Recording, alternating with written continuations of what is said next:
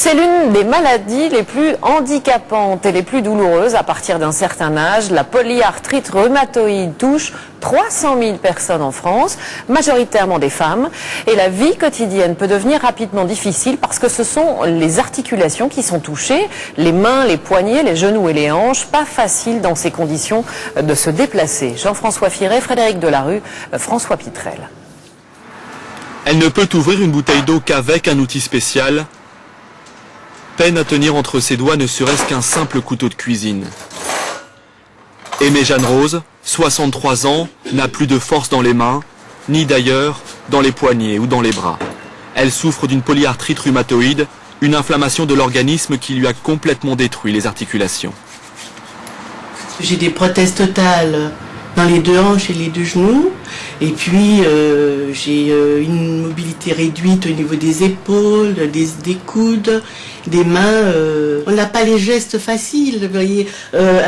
C'est toute une vie qu'on réinvente. La polyarthrite frappe avant tout les femmes de 40 à 50 ans. Mais chez Aimée, elle est arrivée sans que personne ne sache pourquoi, très tôt, à l'âge de 7 ans. À 12 ans, elle ne pouvait plus se déplacer seule. Un traitement lourd lui a permis de se rétablir partiellement, mais elle n'oubliera jamais la douleur. On me touchait à peine que je poussais des cris. J'avais les articulations gonflées, je pouvais pratiquement pas bouger.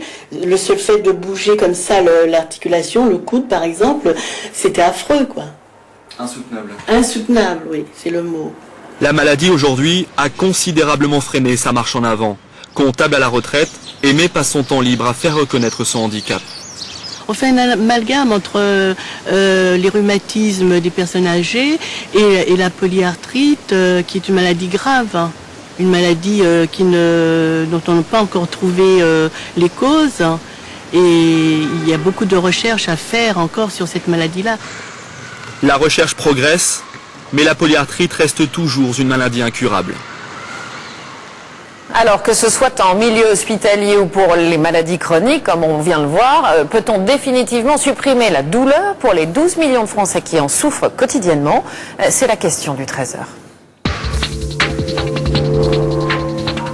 Et pour y répondre, nous recevons le docteur Alain Seri. Bonjour, merci d'être avec nous.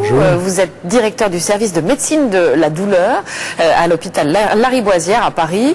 C'est aujourd'hui la deuxième journée nationale de prévention de la douleur. Pourquoi c'est important d'instaurer un tel rendez-vous? Il y a beaucoup de gens qui sont concernés? Alors il y a beaucoup de gens qui sont concernés à la fois par une douleur aiguë mais également par une douleur chronique. Et c'est la différence entre les deux qui est extrêmement importante à prendre en compte. En fait, quand on a mal, on cherche deux choses. Être soulagé le plus rapidement possible et la façon la plus efficace. Ce qu'il y a de mieux encore, c'est d'être préventif et d'éviter la survenue d'une douleur. Et la douleur a une signification différente en fonction de sa durée. Quand elle est aiguë, elle signe que quelque chose ne va pas, qu'il y a une atteinte, une agression de l'organisme. Elle va aider le médecin à faire le diagnostic. Mais quand elle dure, alors là, elle devient maladie, elle n'a plus aucune valeur. Et là, il faudra prendre en compte toutes ces répercussions, comme on vient de le voir dans la vie quotidienne par votre reportage. Alors justement, aidez-nous. Quelles sont les, entre guillemets, petites douleurs bénignes qu'il faut surveiller quotidiennement pour pas que ça ne dégénère? Toute douleur qui dure dans le temps n'est plus bénigne. Et quand elle est même répétitive de brève durée, elle fait le lit de la douleur chronique. Et quand vous dites dans le temps, c'est par exemple quoi? Une semaine? Ah, c'est bon, plus de quelques jours, oui, 3-4 jours, si elle persiste ou s'il y a quelque chose d'anormal en plus, à ce moment-là, il faut aller voir le médecin. Et cette douleur chronique, celle qui va avoir des répercussions, alors là, le médecin est à même de prendre en charge la plupart. Quand elle devient rebelle, c'est une structure pluridisciplinaire qui va intervenir. Alors, quand vous dites ça peut avoir des répercussions dans la vie de tous les jours, jusqu'où peut mener une douleur chronique? Au-delà, la définition, vous me parliez de temps, c'est 3 à 6 mois. Au-delà de 6 mois, la douleur devient chronique, elle s'accompagne obligatoirement, pour vous comme pour moi, de dépression, de répercussions de type dépressif. Et on va avoir la vie qui va changer, à la fois familiale. On va plus vouloir recevoir la famille le soir, les week-ends vont être tronqués, les vacances annulées. Et bien entendu, ça tape sur le moral de toute la famille. Question que tout le monde se pose, comment on peut soigner ces douleurs? Est-ce qu'on peut toutes les prendre en charge? Alors, votre question est assez difficile. On peut prendre en charge toutes les douleurs, mais on ne peut pas traiter toutes les douleurs.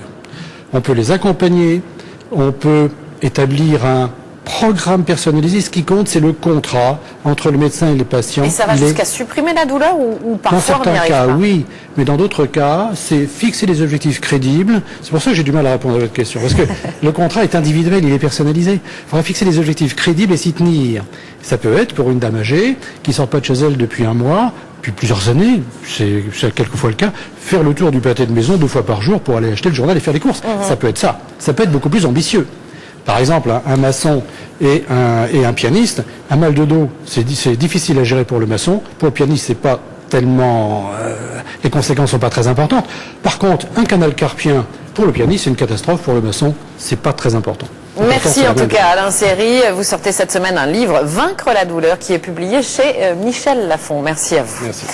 C'est un petit désagrément qui peut vraiment gâcher les nuits et même la vie. Le ronflement touche des millions de personnes en France et malheureusement la plupart des remèdes sont totalement inefficaces. Notre correspondant en Allemagne a pourtant découvert une potion magique, une huile faite à partir de plantes naturelles comme l'Edelweiss et en plus c'est bio. Reportage en Bavière, Jérôme Bonny, Brice Boussoir. La quiétude de ce village bavarois n'est qu'apparente, car ici comme ailleurs, derrière bien des fenêtres, se joue la nuit un drame, celui de l'insomnie, pour cause de ronflement. Une fois, je me suis réveillée la nuit. Il ronflait fort. On aurait dit le bruit d'une perceuse. Doris et Vladimir en sont même arrivés à faire chambre à part, mais c'est maintenant de l'histoire ancienne, grâce à 8 gouttes d'huile anti-ronflement, dont Vladimir se gargarise chaque soir, juste avant de se coucher. C'est dans ce pavillon de Rosenheim, où le nombre d'employés est passé de 3 à 15 en une douzaine d'années, qu'est fabriquée la potion magique. Cette huile, faite de plusieurs ingrédients naturels, comme l'Edelweiss des montagnes, a la propriété d'affermir le voile du palais et d'éviter ainsi que son affaissement ne gêne la respiration nocturne. Grâce à notre huile, ce muscle se durcit. Il ne vibre plus et il n'y a plus de ronflement. Les clients non satisfaits peuvent se faire rembourser. Mais M. Verla nous affirme que les retours sont rares et que son huile est efficace dans 80% des cas. La petite entreprise n'a pas les moyens financiers d'une campagne publicitaire. Elle produit tout de même 100 000 flacons par an. Ces téléphonistes ont réussi à convaincre 4000 pharmaciens allemands. Elles le font d'autant mieux qu'elles y croient. Mon copain, il ronfle aussi, mais maintenant, s'il prend l'huile, je peux dormir la nuit. 40% des Allemands et des Allemandes ronflent, surtout, paraît-il, après les agapes de la fête de la bière. Nul doute, ici, que le marché de l'huile anti-ronflement ne soit porteur.